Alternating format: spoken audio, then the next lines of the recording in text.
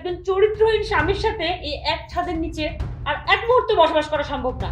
আমি রাত করে বউকে ফাঁকে দিয়ে তোমার সাথে ভিডিও কলে মজা করার জন্য আসছি, আর তুমি নিজেকে পুরো একদম আবৃত করে রাখছো। ওড়না সরাও। আরে বাবা ওড়না সরাও, আমার আনন্দটাই মাটি হয়ে যাবে এখন। বাবা সোনা দেখো, বউকে ঘুম পাড়িয়ে রেখে তোমার সাথে চ্যাটিং করতে আসছি। ভিডিও কলে কি আমি তোমার এরকম ড্রেস পরা বডি দেখতে আসছি নাকি? প্লিজ প্লিজ ওড়নাটা সরাও প্লিজ। আচ্ছা ঠিক আছে, তুমি যা বলবা। এই তো বেশ হয়েছে। এখন দেখতে তোমাকে কি যে দারুণ লাগছে, মনে হচ্ছে আরেকটু কাপড় কম হলে আরো ভালো লাগতো। শোনো, মেয়েদের সৌন্দর্য হচ্ছে তার দেহটা, এটা যদি তোমরা ঢাইকেই রাখো তাহলে সৌন্দর্যটা আমরা ছেলেরা উপভোগ করবো কি করে? জানো না, আমার বউটা একটা ডাইনি, ওর সাথে কোনো রোমান্স করা যায় না। তাই তো তোমার সাথে একটু প্রেম করছি, বুঝো না? Bye bye? এক্ষুনি বাই? আমার তো এখন মাত্র ফিল আসা শুরু হয়েছে আর তুমি বাই দিয়ে দিচ্ছ। ভালো থাকো, আজকের মতো এখানে রাখছি, আবার তোমার ডাইনি বউটা দেখে ফেলবো। ঠিক আছে, তুমি কিন্তু রাত জেগো না, তাহলে ঘুমিয়ে যাও। রাত জাগলে শরীর নষ্ট হয়ে যাবে। বাই। ঠিক আছে, বাই। মাত্রই উত্তেজনাটা শুরু হইতে গেছে। তুমি আমাকে কিছু বলার আগে নিজের চরিত্রটাকে ঠিক করো। তুমি তুমি তুমি হাজী সাহেব? তুমি কি হাজী সাহেব? তুমি যে আমার সকলে বলতেছো? কি তুমি আমার চরিত্র নিয়ে কথা বলছো? ও আচ্ছা, এই এই তুমি আমার একটা পয়েন্ট দেখাও তো, আমার একটা ফল্ট দেখাও তো তুমি। আর তুমি কি করো? তুমি যে সারাক্ষণ অগোচরে চুপি চুপি মানে মোবাইল নিয়ে মেয়েদের সাথে চ্যাটিং করো, স্টিং ফিস্টিং করো, সেগুলো কি? হ্যাঁ? ওরে বাবা, চুরের মায়ের বড় গলা। হ্যাঁ, নিজের দোষ ঢাকার জন্য তুমি এখন আমাকে বলতেছো? তোমাকে রাত্রেবেলা ছেলেরা ভিডিও কল দেয় না? এমনি চুপ চুপ চুপ চুপ এমনি তুমি ভিডিও কলে তুমি কল অ্যাটেন্ড করো, আমি দেখি নাই সব। ও ছেলেরা আমাকে ভিডিও কল দেয়, আমি ভিডিও কলে কথা বলি, আর নিজে কি করো? হ্যাঁ, তুমি কি করো? তুমি যে ফোন নিয়ে বাথরুম, আমার বলতে লজ্জা লাগছে, মানে আমি বিশ্বাস করতে পারছি না। তোমার রুচি কি? তুমি বাথরুমে ফোন নিয়ে ভিডিও কলে মানুষকে এভাবে করে? এই মুখ সামনে কথা বলো। আমার চরিত্রে দাগ দেওয়ার চেষ্টা করছো না? এই তোমার কাছে কি প্রমাণ আছে? কি প্রমাণ আছে? আরে রাখো তোমার প্রমাণ।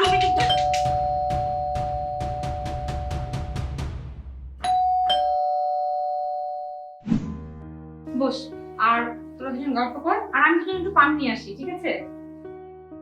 তুমি কোনো ইনফরমেশন না দিয়ে এখানে কেন? কি কর?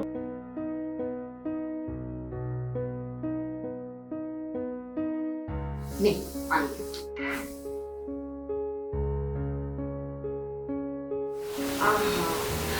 আচ্ছা তুই রাখ, তুই এখানে বস, আমি তোর জন্য চা বসে আসি। কি ব্যাপার দুলাভাই, আমার বিজা বুকের উপর থেকে তো আপনার চোখই যাচ্ছে না। তুমি হঠাৎ এইভাবে এখানে?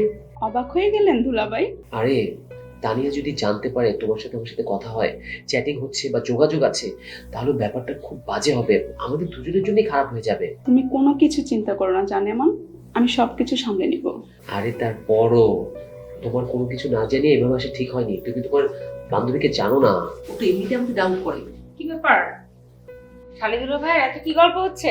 আমি আসাতে তোর হাজবেন্ড একটু নার্ভাস ফিল করছে, ভাবছে দুজনকে একসাথে সামলাতে পারবে কিনা। না না, এতে নার্ভাসের কিছু নেই। বন্ধুর বাসায় বন্ধু আসতেই পারে।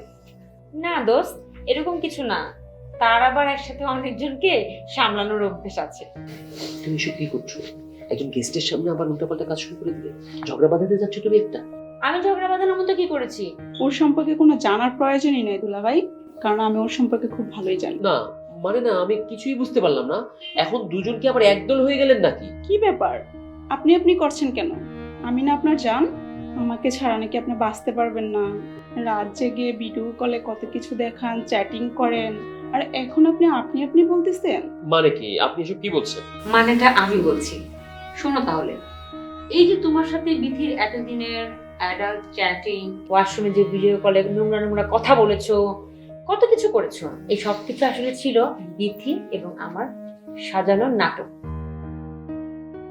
হ্যালো, হ্যাঁ বিধি, শোন না দোস্ত, তোর একটা হেল্প দরকার। বল, কি করতে হবে? মাসুদ না দিন দিন কেমন বদলে যাচ্ছে, ওর স্বভাব, ওর কথাবার্তা সবসময় অন্য মনস্ক হয়ে থাকে। এবং আমি বেশ কিছু জায়গায় ওর সম্পর্কে শুনেছিও যে ও একটু মেয়েদের প্রতি আসক্ত হয়ে যাচ্ছে। বলিস কি? সবসময় অন্যদিকে কেয়ার, অন্যদিকে মন, সংসারের প্রতি মন মানসিকতা সেরকম আগের মতো নেই। দোস্ত, তুই আমার একটু হেল্প কর না প্লিজ। বল কি করতে হবে? তুই না, হ্যাঁ তুই না একটা আননোন নাম্বার থেকে বা কোনো আননোন আইডি থেকে ওকে টেক্সট দিবি, হ্যাঁ, অথবা ফোন দিবি। হ্যাঁ একটু দেখ, ও যদি তোর টেক্সটের রেসপন্স করে অথবা তোর ফোনে তোর সাথে কথা বলতে ইন্টারেস্টেড হয়, তাহলে আমি ধরে নিব সবাই যা বলেছে সেটাই ঠিক। আচ্ছা ঠিক আছে, নাম্বারটা দে, আমি কথা বলে দেখি। হ্যাঁ একটু দেখ প্লিজ। হ্যাঁ আমাকে জানাবি অবশ্যই। ওকে বন্ধু, তাহলে রাখলাম। ওকে ঠিক আছে। এই যে তুমি সবসময় আমার চরিত্র নিয়ে আঙ্গুল তুলো না, আমার চরিত্র নিয়ে কথা বলো, আমার বন্ধু বান্ধব এদেরকে নিয়ে কথা বলো, আমি আসলে সবসময় এই কথাগুলো শুনতে শুনতে মেন্টালি একদম সাফোকেটেড হয়ে গিয়েছিলাম। আমি মানসিকভাবে নিতে পারিনি এই জিনিসগুলো, তাই আমরা এই নাটকটা সাজিয়েছিলাম তোমাকে তোমার নিজের অবস্থানটা বোঝানোর জন্য। তানিয়া সিদ্ধান্ত নিয়েছে ও আর আপনার সাথে থাকবে না, তাই তানিয়া চলে যাচ্ছে আর আমিও চলে যাচ্ছি। কি বলছি এসব? দেখো, আমি বুঝতে পারছি আমার ভুল হয়েছে, অন্যায় হয়েছে। তুমি আমাকে অনেক ভালোবাসতে, আমার প্রতি তুমি 100% লয়াল ছিলে, কিন্তু কিন্তু আমি তোমার ভালোবাসার মূল্য দেইনি। ঘরে স্ত্রী থাকা সত্ত্বেও আমি বাইরে অনেক মেয়ের সাথে পরকীয়া করেছি, ইভেন ওর সাথেও। আজকের পর থেকে এটা আর হবে না, তুমি আমাকে মাফ করে দাও। তার সম্ভব না, তোমাকে আমি কোনোদিন মাফ করতে পারবো না। তোমার মতো একজন চরিত্রহীন স্বামীর সাথে এই এক ছাদের নিচে আর এক মুহূর্ত বসবাস করা সম্ভব না। এই বাড়ি ছেড়ে আমি চলে যাচ্ছি। বিথি, চল এখান থেকে। আর শোনো, এই বাড়িতে আমার যা কিছু আছে ড্রাইভারকে দিয়ে পাঠিয়ে দিব, আর আমিও সময় মতো ডিভোর্স লেটারটা পাঠিয়ে দিব তোমার কাছে। তানিয়া, চল। তানিয়া, আমার কথাটা শোনো।